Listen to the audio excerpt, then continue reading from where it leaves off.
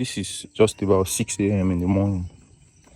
This is probably the earliest video I ever made. Awa adịrị agba si ife n'ifu. Ịma nọ ife mere ede ji wee be nwee ka onwe m. Ọ bụrụ na ịma na idebe nwaanyị n'ụlọ mana imebe ife dị n'isi ọkwa onwe gị, yourself and your fellow friends, your fellow ikengas n'elu ife ọ na-esi ka ị na-eme.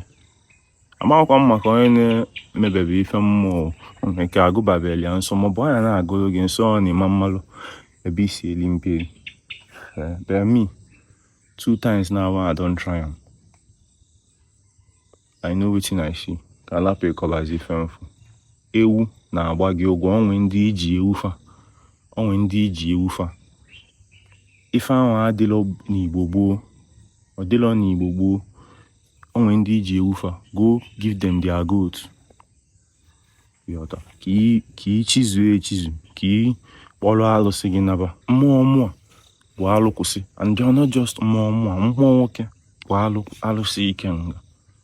Alukwusi ikenga. Ọkwa serious girlfriend though. In fact, one of them said don't even start the rites of the woman. The 2 of them don't even go see their parents.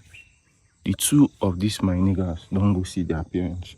One don't even beer or gbago from mmanya. O wetago mmanya.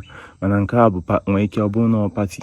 O nwee ka ọ bụrụ na party na ọ bụrụ rights. Ka nwee ka ma mkpọli ya rights na party ka ọ kụlụ. Fe mana ị nwere ike just na-eme ife iche na mmụọ ka ị na-emeli malụ na party ka ị na-akụ.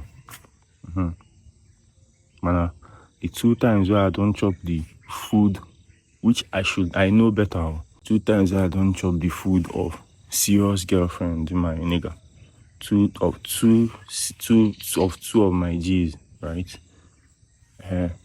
No be just one random shot the way they carry come back. Now shot the way they don't go their matter, where their parents don't know about. But maybe if you have a bell and down you. More my friend. So take a goat to your wife's people, to your woman's people, right?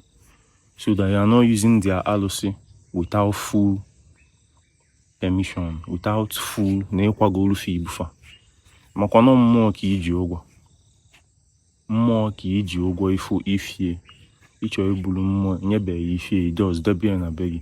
Ọ dịlọ n'Igbo gboo. Don't do that. Eze nwaanyị. Obiocha